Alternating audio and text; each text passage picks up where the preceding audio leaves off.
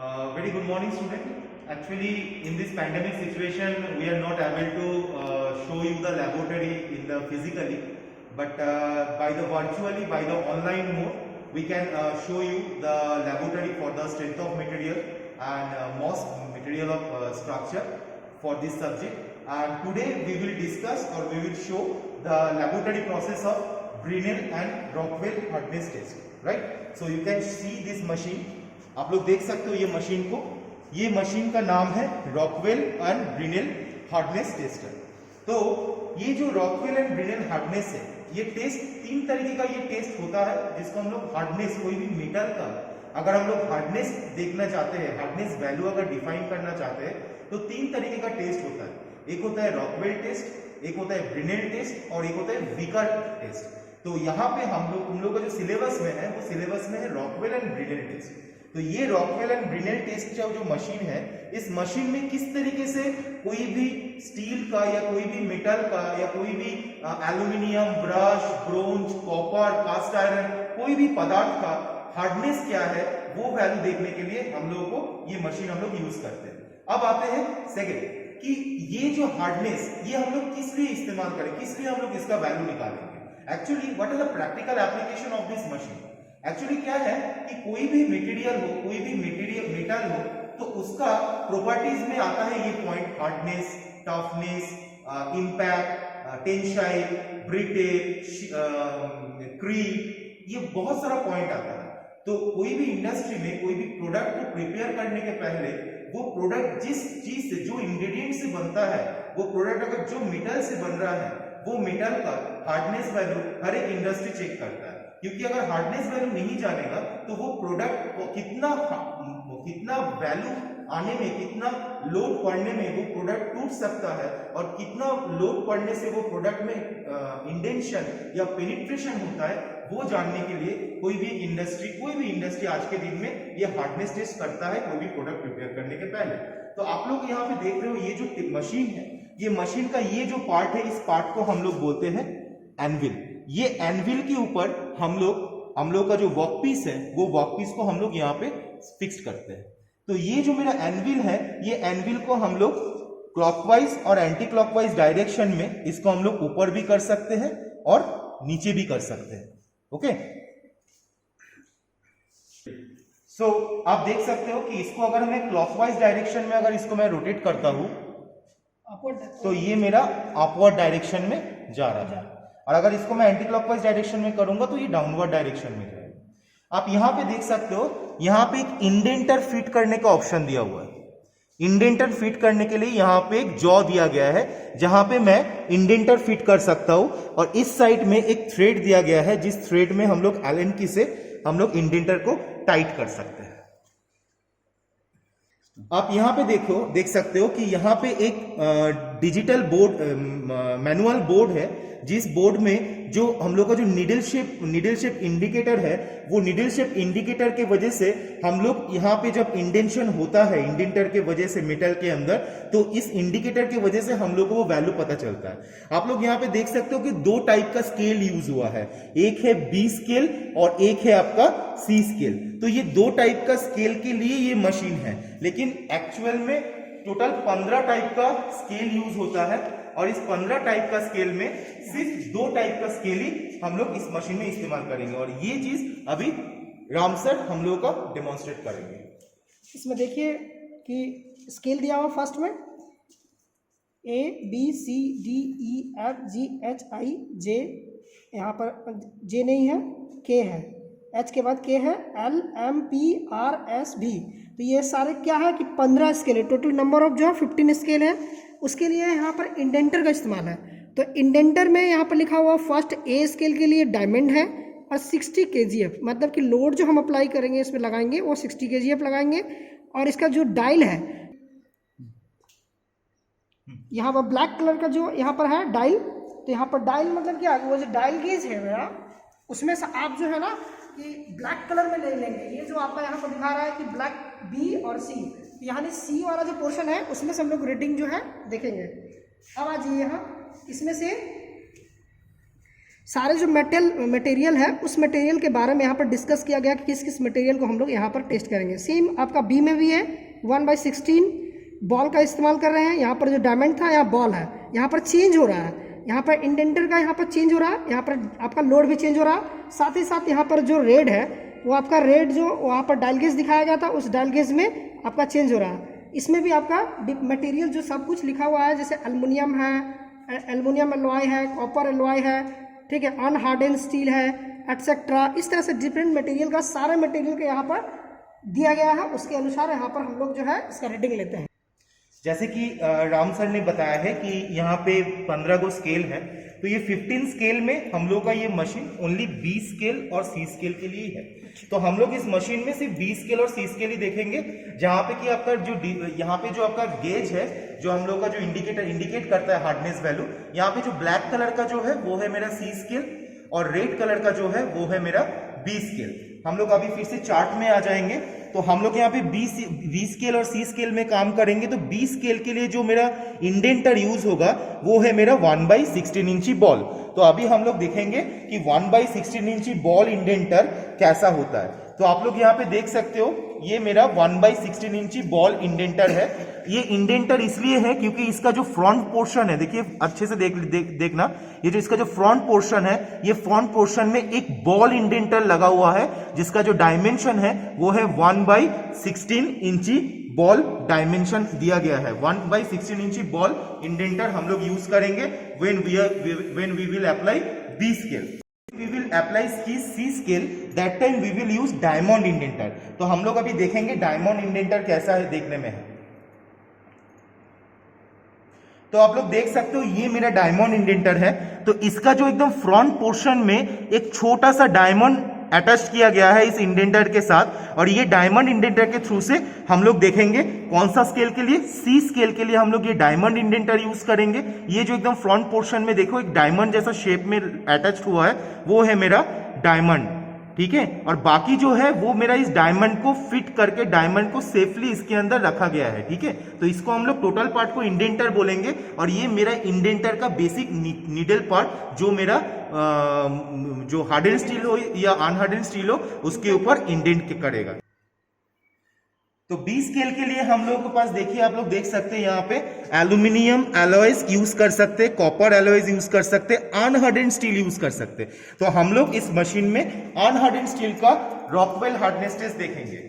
सी scale के लिए हम लोग क्या यूज कर सकते, हार्ड कास्ट आयरन यूज कर सकते, पार्लेटिक यूज कर सकते, मैलिएबल आयरन यूज कर सकते, केस हार्डन स्टील यूज कर सकते।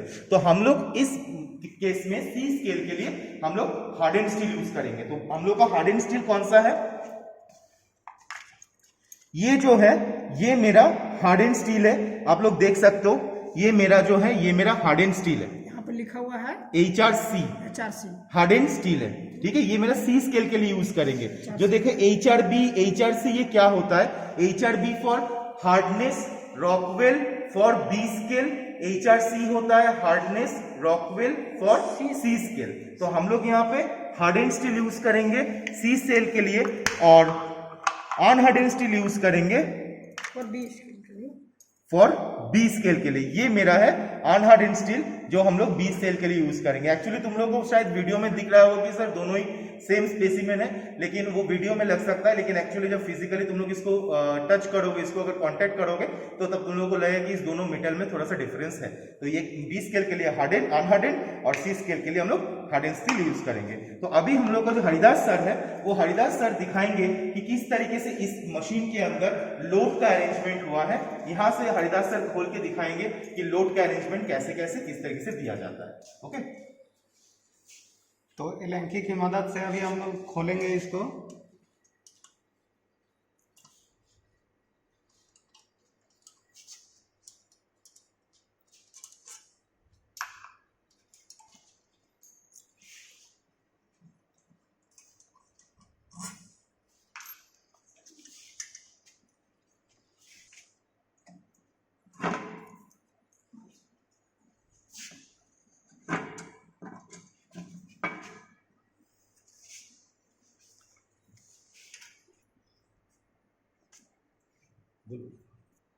तो ये अभी खुल चुका है।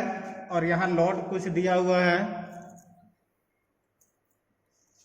इस साइड में आप इधर आइए, थोड़ा सा कैमरा लेके। आपका यहाँ पे एक लोड वेरिएबल करने का आपके पास एक व्हील टाइप का दिया हुआ है, जिससे हम लोग लोड को चेंज कर सकते हैं। तो अभी आप देख सकते हो कि यहाँ पे 250 kgf है और कंडीशन अभी लोडिंग कंडीशन में। हम लोग अभी मशीन को खोले इसलिए लोडिंग कंडीशन में रखा गया, लेकिन इसको हमेशा अनलोड कंडीशन में रखना चाहिए। तो मैं इसको अभी अनलोड कर दिया, ठीक है, अनलोड कर दिया। तो अभी आप कैमरा लेके इधर आके और आप लोग देख सकते हो कि अभी मेरा 250 kgf है। अभी मैं अगर लोडिंग करूंगा तो आप लोग देख सकते हो कि इसका जो मूवमेंट है, ये देखिए मेरा जो लीवर है, लोड लीवर है, वो लोड लीवर जब मेरा मूव कर रहा है, लोड लीवर को मैं जब दे रहा हूं लोडिंग कंडीशन में, तब मेरा टोटल लोड, ये टोटल जितना मेरा टोटल जो मेरा लोड है 250 kgf एक साथ बॉडी के ऊपर इफेक्ट करेगा। अब मैं घुमा के इसको 250 kgf से अनलोड करके 250 kgf से अगर मैं इसको 150 kgf में करता हूं, तब आप लोग देखो कि लोडिंग कंडीशन में क्या होता है। देखिए अब मैं अभी फिर से लोडिंग कर रहा हूं, तो देखिए अब पहला केस में ये इतना पूरा होल जो लोड था, टोटल लोड एक साथ एक्टिंग हो रहा था। लेकिन जब मैंने 150 किया तो ये वाला पोर्शन का लोड वो फिक्स्ड है, लेकिन ये वाला पोर्शन का लोड वो मेरा बॉडी के ऊपर एक्टिंग हो रहा है। इस तरीके से 150 के बाद मैं 100 kgf लोड भी दे सकता हूं।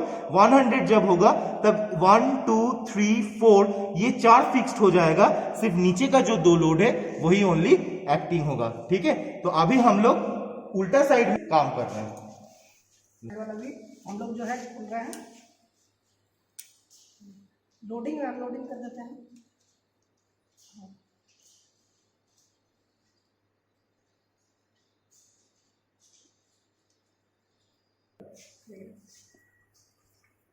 तो आप लोग अभी देख सकते हो कि अभी लोडिंग जो जहां पे मेरा लोड लीवर है, वो लोड लीवर का जो अटैचमेंट है, वो अटैचमेंट को अभी डिसअसेंबल किया जा रहा है, ताकि अच्छे से हम लोग देख पाए कि किस तरीके से ये मशीन वर्कआउट कर रहा है।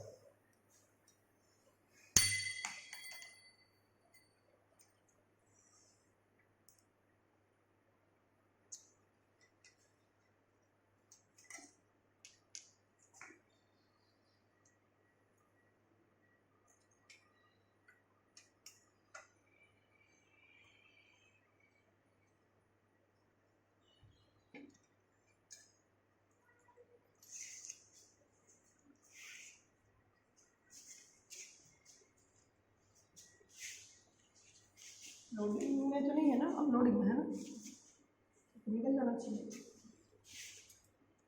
अच्छा ये वाला भी नट खोलना पड़ेगा।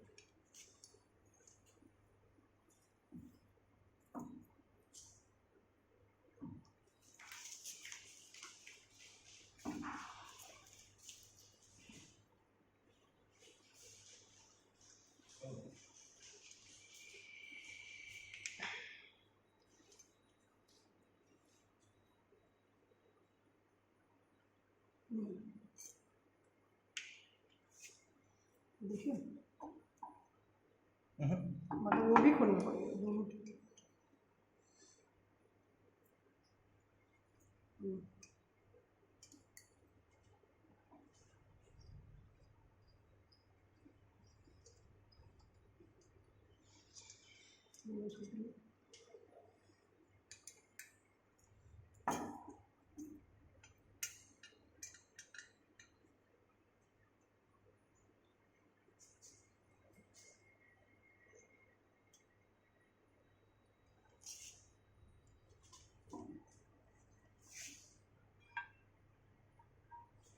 तो आप लोग अभी देख सकते हो कि आप लोगों का जहां पे मैंने बोला था कि लोड व्हील, तो लोड व्हील आप लोगों के सामने है। अगर मैं इसको इस तरीके से रोटेट करूंगा, देखिए मेरा जो मिनिमम लोड है इस मशीन का वो है मेरा 60 kgf। आप ध्यान से देखो, जो लोड है मेरा मशीन का वो है मेरा 60 kgf। इसको जब मैं लोड व्हील को जब मैं क्लॉकवाइज डायरेक्शन में रोटेट कर रहा हूं, राइट, तो मेरा इस लोड व्हील के साथ एक गियर अरेंजमेंट अटैच्ड हुआ है। जब भी मैं इस लोड व्हील को घुमा रहा हूं तो मेरा ये गियर भी ऑटोमेटिकली रोटेट कर रहा है, राइट। और गियर जब रोटेट कर रहा है और इसके थ्रू से अगर मैं लोड लीवर के थ्रू से अगर मैं लोड दूंगा तो मेरा 150 kgf, अभी देखिए 150 kgf है लोड व्हील में, 150 kgf है। तो अभी उल्टा साइड में आप जाके देख सकते हैं कि ये मेरा जो लोड है उस लोड में क्या अंतर आया है। तो देखिए अभी मैं 187.5 इधर से कर रहा हूं, अब ये अभी फुल लोड ले रहा है क्योंकि अभी मेरा जो मशीन है वो मशीन मेरा डिसअसेंबल हुआ है, सर्टेन कुछ पार्ट मेरा यहाँ से लूज हुआ है, इसीलिए मेरा होल जो पार्ट है वो होल बॉडी ले रहा है। लेकिन जब हम इसको फिर से अटैच कर देंगे तो उस टाइम मेरा according to the load wheel distribution मेरा ये लीवर आर्म काम करेगा। तो अभी हम लोग डायरेक्ट आएंगे कि बी स्केल और सी स्केल के लिए रॉकवेल हार्डनेस टेस्ट कैसे होता है, क्या होता है, वो हम लोग वीडियो में देखने जा रहे हैं। तो हम लोग बी स्केल के लिए यहाँ पर अभी मशीन को पूरा जो है असेंबलिंग कर दिए हैं, हम लोग जोड़ दिए। उसके बाद बी स्केल के लिए हम लोग जो है करेंगे। तो बी स्केल में देखो कि 1/16 बॉल यहाँ पर लिख रहा है कि 100 kgf, यानी कि 1/16 बॉल हम लोग निकालेंगे और यहाँ पर यहाँ पर जो है हम लोग बी स्केल के 1/16 बॉल इंडेंटर का इस्तेमाल करेंगे और 100 kgf इसमें लोड अप्लाई करेंगे। और साथ ही साथ हम लोग रेड वाला जो है इसके डायल गेज में देखेंगे। और जो मेरा ये है इसमें लिखा हुआ है HC, ठीक है, ये हार्डन है, HRC HC है ना, अनहार्डन जो है ये हम लोग का अनहार्डन, ये आपका अनहार्डन स्टील है। अब इसको हम लोग टेस्टिंग करेंगे। तो टेस्टिंग के लिए ये आपका बॉल इंडेंटर है सर, देखिए ये बॉल इंडेंटर 1/16 आपका 1/16 का सर, इसको लगाइए एलन की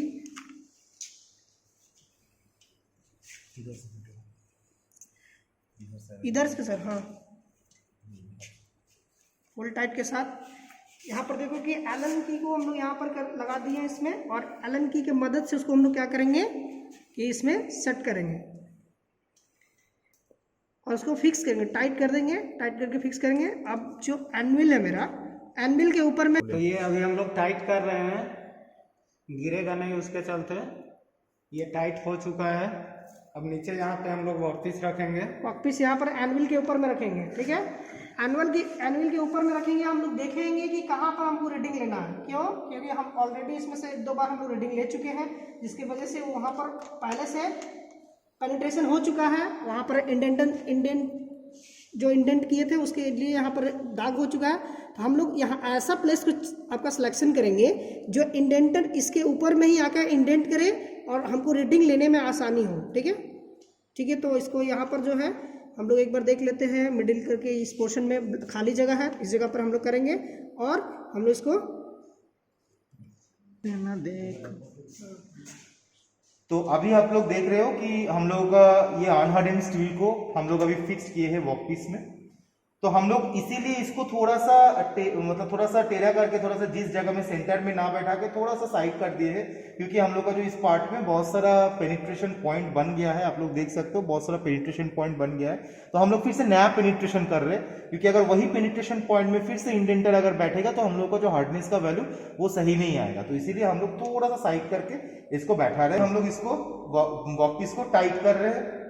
तो हम लोग सर ऐसा कर सकते हैं कि हम लोग इसके बैक साइड में भी कर सकते हैं। तो हम लोग इसका बैक साइड में भी कर सकते हैं, क्योंकि ये मेरा अनहार्डन स्टील है। तो दोनों साइड में ये अनहार्डन स्टील है। मतलब आप लोग देख सकते, हाँ, तो देख सकते हो कि दोनों साइड में इसका ऑलरेडी बना गया है, इंडेंशन किया गया है, इस साइड में भी और इस साइड में भी। तो हम लोग कोई भी एक साइड में बैठा के हम लोग कर सकते हैं। इस पोर्शन पे हम लोग लेते हैं, इसमें अच्छा, ठीक है, जैसा कोई खाली पोर्शन में हम लोग लेंगे। ठीक है। तो आप लोग अभी ये जो ध्यान देना, इसको सेट करने का एक तरीका है, वो थोड़ा सा ध्यान देना, ठीक है, कि कितना दूर तक हम लोग इसको टाइट कर सकते हैं, वो हम लोग थोड़ा सा ध्यान देंगे, ठीक है। तो अभी फिलहाल मेरा ये फ्री मूवमेंट हो रहा है, ये एनविल का मेरा फ्री मूवमेंट हो रहा है अभी।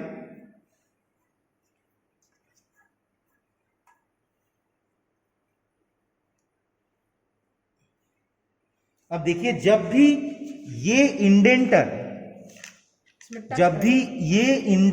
ये वाला जो इंडेंटर इसके साथ टच करेगा, उसके बाद से हम लोगों को थोड़ा सा सेफ्टी मेंटेन करना पड़ेगा। देखिए, टच हो गया है।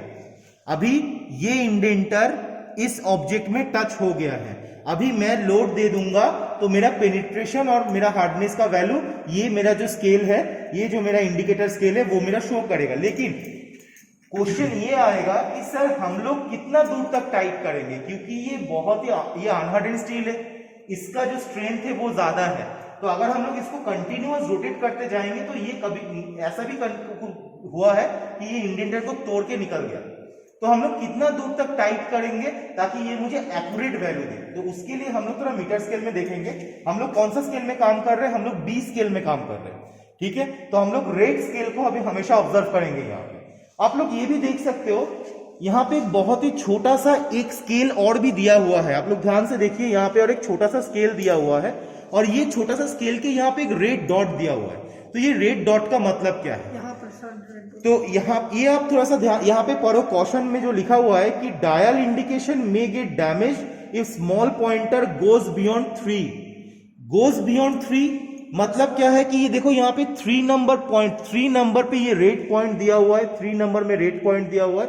तो हम लोगों का काम, जब ये मेरा यहाँ पे टच हो गया है तो हम लोग फिर से थोड़ा सा टच करेंगे। देखिए जब भी टच करना शुरू किए, टच करने के बाद जब मैं इसको घुमा रहा हूं क्लॉकवाइज डायरेक्शन में, तो ये मेरा बड़ा वाला जो इंडिकेटर है वो क्लॉकवाइज डायरेक्शन में रोटेट किया। कितना रोटेशन हुआ, फुल रोटेशन हुआ, एक रोटेशन हुआ। फिर मैं रोटेट करूंगा,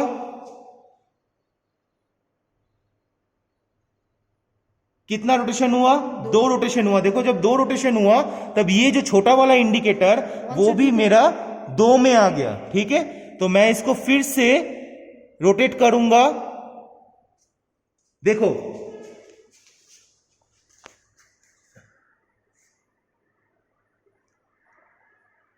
तो मैं अब देखो इसमें क्या सेफ्टी है। अभी मैं फिर से मैं रोटेट करने का कोशिश कर रहा हूं, लेकिन जब भी मैं रोटेट कर रहा हूं तो देख रहा हूं कि ये छोटा इंडिकेटर है, वो छोटा इंडिकेटर ये 3 के नीचे आ जाने का चांसेस है।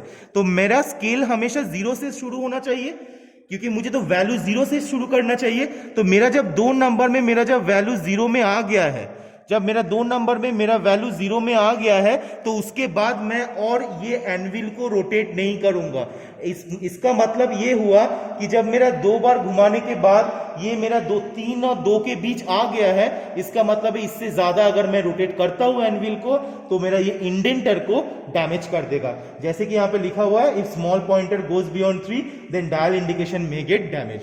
तो हम लोग को इसी तरीके से हम लोग वर्क पीस को इंडेंटर के साथ कनेक्ट करने के लिए हम लोग को ये प्रोसेस ध्यान पे रखना पड़ेगा, और हमको हमेशा याद रखना पड़ेगा ये छोटा जो इंडिकेटर है वो छोटा इंडिकेटर किसी भी हालत में 3 के नीचे नहीं आना चाहिए। तो अभी मेरा वर्क पीस फिक्स्ड है, इंडेंटर फिक्स्ड है। अब मैं लोड दूंगा, जितना वैल्यू ऑफ लोड बोला गया है बी स्केल में हमको 100 kgf लोड बोला गया, लोड इसमें बोला गया है।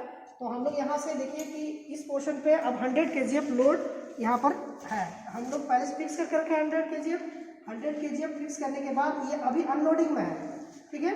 अनलोडिंग से अब इसका लोडिंग जब कर देंगे तो ऑटोमेटिक ये क्या करेगा कि अपना लोड जो जितना सारा इसमें है 100 kgf उसको अप्लाई कर लेगा। तो जब भी हम लोग लोड देंगे, लोड देने के बाद हम लोग को एटलीस्ट 30 सेकेंड्स, क्यों मिनट हम लोग को वेट करना पड़ेगा, 15 सेकंड उसमें वेट करना पड़ेगा। 30 सेकेंड्स हम लोग पकड़ के चलेंगे। 30 सेकेंड्स के बाद हम लोग अनलोड करेंगे और हम लोग इसको रिलीज करेंगे। जब भी 30 सेकेंड्स के बाद हम लोग 30 सेकेंड्स तक एकदम लास्ट टाइम जिस टाइम हम लोग लीवर को अनलोड कर रहे हैं उस टाइम हम लोग यहाँ का वैल्यू देख लेंगे कि यहाँ पे क्या वैल्यू दे रहा है इस स्केल में। ओके लीजिए।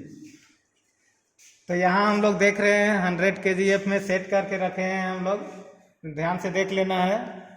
उसके बाद अभी हम लोग लोड अप्लाई धीरे धीरे कर रहे हैं।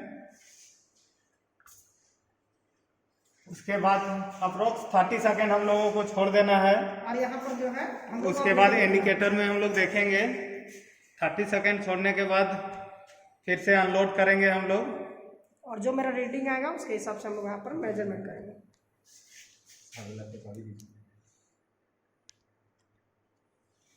10 सेकेंड हुआ है,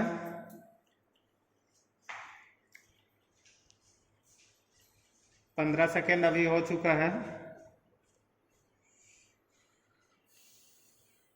20 सेकेंड्स हो चुका है।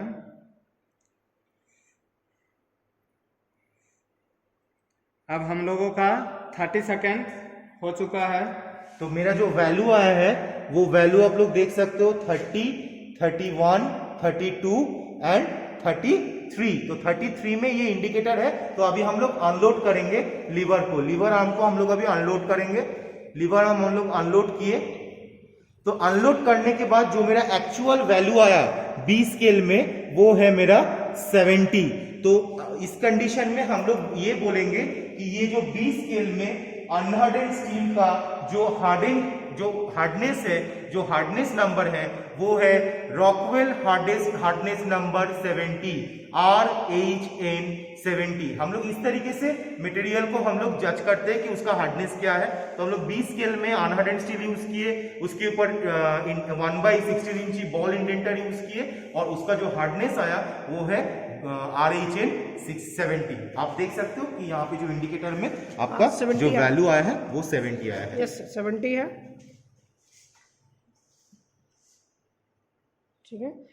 तो अभी ये हम लोग वर्कपीस को अभी डिसअसेंबल अच्छा सर, मैं एक और क्वेश्चन है कि अगर जो ये रीडिंग है छोटा वाला कांटा, ठीक है, अगर ये 2 से पार कर जाता तब हम लोग क्या रीडिंग लेते हैं? 2 से पार कर जाता मतलब जैसे कि अभी हम लोग जो है फर्स्ट में ही हम लोग जो उसको 2 से 3 के बीच में रखे थे और अभी इंडेंटन इसमें अप्लाई किए और हो सकता है कि ये जो आपका है 2 को हम लोग अगर ये छोटा वाला कांटा अभी 2 को पार नहीं किया है क्योंकि जितना लोड अप्लाई किया तो उसके हिसाब से ये 70 के आसपास हम लोग को दे दिया, ठीक है। अगर ये आपका 1 कांटा पार कर जाता है, हो सकता है ऐसा भी रीडिंग आ सकता है, तो अगर इसके 2 से पार कर जाता है और 1 और 2 के बीच में रहता है तब हम लोग का क्या रीडिंग लेना? देखिए एक्चुअली क्या है कि एक बहुत अच्छा क्वेश्चन है। यहाँ पे ये जो छोटा सा इंडिकेटर है, ये छोटा indicator is fully dependent on this big indicator, right. यहाँ पे ये इंडिकेटर का एक्चुअल काम क्या है कि ये बिग इंडिकेटर अगर एक होल 360 डिग्री राउंड अगर करता है तो ये छोटा इंडिकेटर यहाँ पे 0 से 1 पे जाता है, ठीक है। ये अगर क्लॉकवाइज रोटेशन करता है तो ये छोटा इंडिकेटर एंटी क्लॉकवाइज रोटेशन करता है, ठीक है। ये बड़ा इंडिकेटर अगर 2 बार राउंड करेगा तो ये छोटा इंडिकेटर 0 से 2 में जाएगा। तो ये कभी भी पॉसिबल नहीं है कि हम लोग का ये जो कांटा ये 1 के ऊपर चल जाए, क्योंकि हम लोग जितना लोड जब हम लोग वर्कपीस को इंडेंटर के साथ कनेक्ट कर रहे हैं, हम लोग इसको कनेक्ट करने के लिए जितना अपवर्ड फोर्स देंगे उतना यहाँ पे बड़ा वाला कांटा बिग इंडिकेटर रोटेट करेगा और उतना छोटा इंडिकेटर एंटी क्लॉकवाइज रोटेट करेगा। अगर हम लोग कम लोड देंगे तो बिग इंडिकेटर कम रोटेट करेगा, तो छोटा वाला इंडिकेटर भी कम रोटेट करेगा। तो ये fully depends on the human body who is at fixing this workpiece and indenter. Okay sir, ठीक है। ओके, तो अभी इसको हम लोग डिसअसेंबल करेंगे। हरिदास सर आप डिसअसेंबल करिए। तो हम लोग उस समय क्लॉकवाइज डायरेक्शन में घुमा रहे थे, अभी एंटी क्लॉकवाइज डायरेक्शन में घुमा रहे हैं।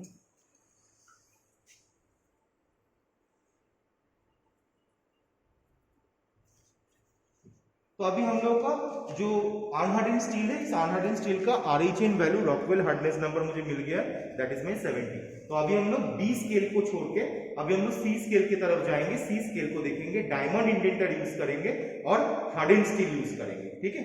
तो अभी हम लोग का हरिदास सर है वो अभी हार्डन स्टील को फिक्स करेंगे वर्कपीस जॉ में। आप लोग उसको रिमूव करके और उसको एडिशन करना है। तो ये मेरा हार्डन स्टील है। अब देखिए ये हार्डन स्टील है, ठीक है, ये हम लोग का हार्डन स्टील है। यहाँ पर हार्डन स्टील में यहाँ पर जो है आपका लिखा हुआ रहता है, इस पोर्शन पे आपका लिखा हुआ था, फिगर में दिखाने की कोशिश कर रहे हैं।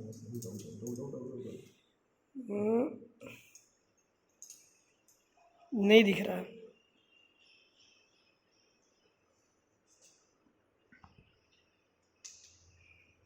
हाँ, यहाँ पर देखिए HRC लिखा हुआ है इस पोर्शन पे, ठीक है। यानी कि हम लोग को C स्केल में इसको रीडिंग लेना है। स्केल C में HR मतलब ये आपका हार्डनेस रॉकवेल, और ये C जो लिखा हुआ है हम लोग का C स्केल में हम लोग को रीडिंग लेना है। तो यहाँ पर हम लोग डायमंड शेप का इंडेंटर यूज कर रहे हैं। इसको टाइट कर लेते हैं रैंकी की मदद से।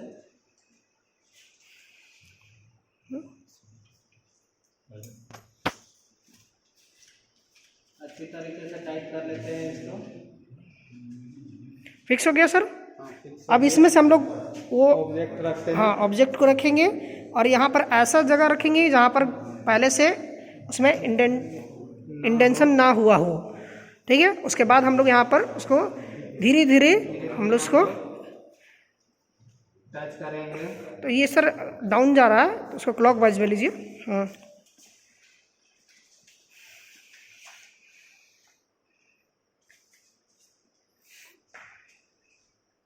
तो ये क्लॉकवाइज डायरेक्शन में दूसरा सरफेस यूज करिए सर। इधर इसमें शायद बहुत ज्यादा पेनिट्रेशन हो गया। दूसरा सरफेस देखिए। हाँ इधर थोड़ा कम है, इधर थोड़ा कीजिए कम है, थोड़ा खाली और जहाँ खाली सरफेस पे अप्लाई कीजिए। फिर सेम प्रोसीड्यूर जो था हम लोग का, वहाँ पर हम लोग को ध्यान रखना है कि जो हम लोग का है जो स्मॉल जो काटा था, ठीक है, जो हम लोग निडल था स्मॉल वाला, उस निडल को 2 और 3 के बीच में रखना है। तो अभी अब हाँ सी स्केल हम लोग यूज हम लोग कर रहे सी हैं। स्केल यूज कर रहे हैं। तो सी स्केल के अनुसार हम लोग यहाँ पर देख रहे हैं कि डायमंड इंडेंटर लिखा हुआ है, साथ ही साथ 150, यानी कि जो लोड हम लोग वहाँ पर 100 किए थे, यहाँ पर हम 150 करना है। साथ ही साथ जो स्केल लिखा हुआ है, मतलब डायल देखना है, डायल गेज। तो डायल किस में देखना है, हम लोग को ब्लैक वाला नंबर में देखना था। अभी हम लोग रेड में देखे थे और हम लोग अभी देखेंगे आपका ब्लैक में। तो उधर सर अभी रीडिंग जो है हम लोग कितना में फिक्स करना है, 2 और 3 के बीच में ना, रीडिंग 2 और 3 के बीच में 2 और 3 के बीच में हम लोग उसको फिक्स करेंगे। और तब हम आपको नज़दीक से दिखाएंगे 2 और 3 के बीच में, और उसको 0 पे रखेंगे।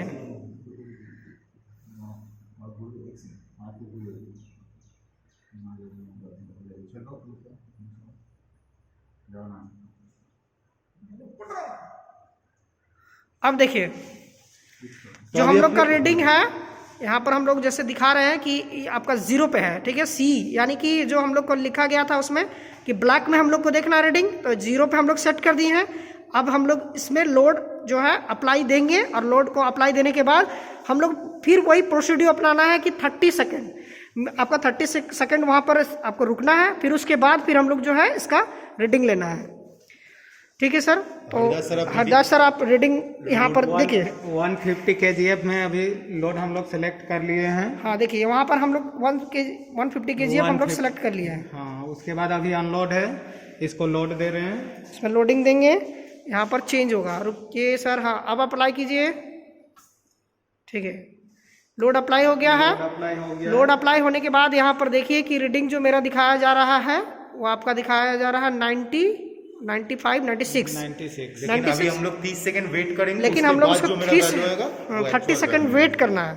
30 सेकंड वेट करने के बाद फिर जो हम इसको अनलोडिंग करेंगे तो जो मेरा रीडिंग आएगा उस रीडिंग को लेना है।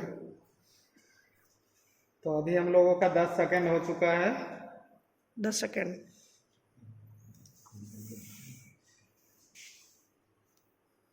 15 सेकंड हो चुका है, 20 सेकंड हो चुका है, 25 सेकंड, 25 सेकंड हो चुका है, और हम लोगों का 30 सेकंड। अब हम लोग का 30 सेकंड कंप्लीट हो चुका है। अब यहाँ पर जो है लोडिंग से अनलोडिंग करेंगे, ठीक है, धीरे धीरे अप्लाई करेंगे लोडिंग। हाँ उसके बाद अब यहाँ पर देखेंगे कि रीडिंग जो मेरा आया है उसको हम लोग रीडिंग को कैसे देखेंगे।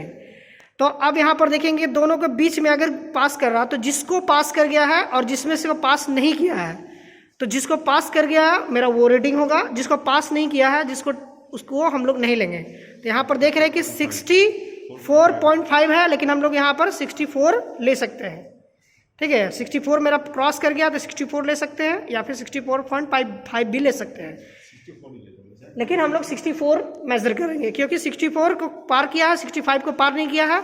ये इसके रीडिंग के अनुसार दिखाया जा रहा है कि हम लोग जो सी इसमें लेना है, सी में मतलब ब्लैक में लेना है, तो ब्लैक का 64 हम लोग का रीडिंग आ गया है।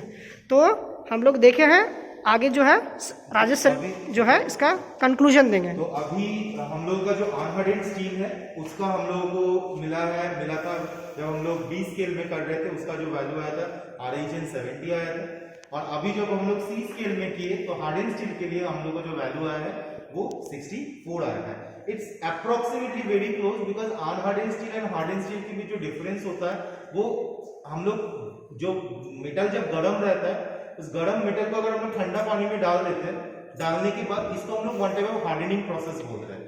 मटेरियल साइंस का ये टॉपिक है। हार्डनिंग प्रोसेस ये है कि कोई गर्म मेटल को जब वो रेडिश हॉट है उस टाइम अगर उसको हम लोग पानी में डाल देते हैं तो वो ठंडा हो जाता है, तो वो जो सर्टेन फ्रैक्शन ऑफ सेकेंड में वो रेडिश से टेम्परेचर डिफ्लेक्शन होके जो वो ठंडा होता है, कोल्ड होता है, वो जो टेम्परेचर को डिफ्लेक्ट करता है उसकी वजह से ये मेटल थोड़ा हार्डेंड हो जाता है। तो मेरा जो अनहार्डेंड स्टील का जो RHN वो आया वो मेरा 70 आया और हार्डेंड स्टील का जो RHN आया वो मेरा 60 आया। तो अभी हम लोग एक 64 कि ये हार्डेंड ऑलरेडी कंडीशन है ना। हाँ हाँ अनलोड कंडीशन।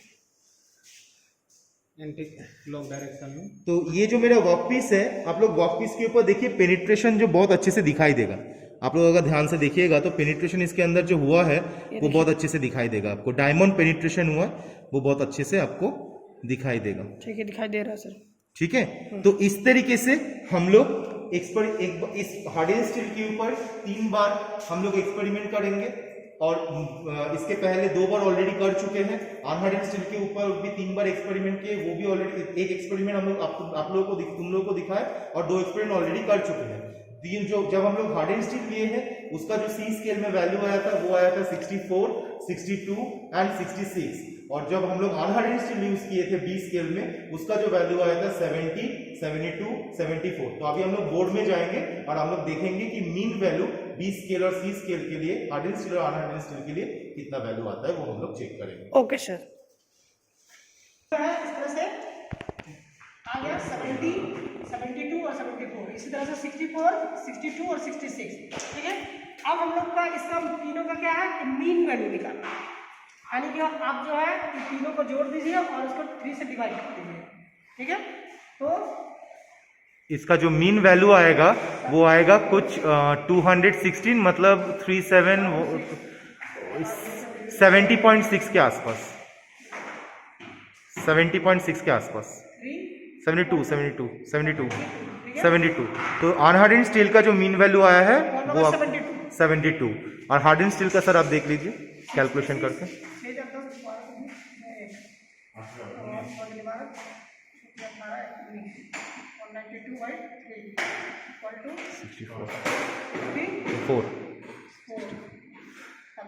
तो आप लोगों के सामने आप लोगों को जो एक्सपेरिमेंट दिखाया गया था, तो एक्सपेरिमेंट में B स्केल में वैल्यू आया था 70 एंड जब C स्केल में हार्डन स्टील के लिए दिखाया गया था उसमें आपका वैल्यू आया था 64। और ये जो दो है case number 2, case number 3, case number 2, case number 3, ये जो दो वैल्यू है वो हम लोग एक्सपेरिमेंट करके देखे तो उसका जो वैल्यू आया है वो 72, 74। तो हम लोग हमेशा एवरेज में वैल्यू लेते हैं। तो इसका जो RHN बना, अनहार्डन स्टील का जो RHN बना वो बना 72 और हार्डन स्टील का जो RHN बना वो बना 72 स्टील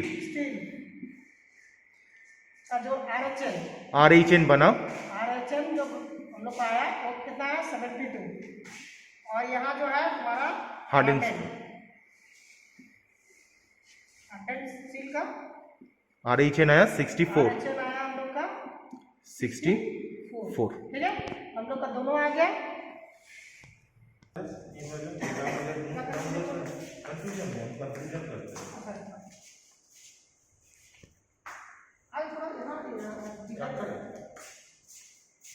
तो अभी हम लोग के पास रॉकवेल हार्डनेस नंबर मिल गया है। हम लोग हार्डन स्टील के लिए भी रॉकवेल हार्डनेस नंबर मिल गया है 64।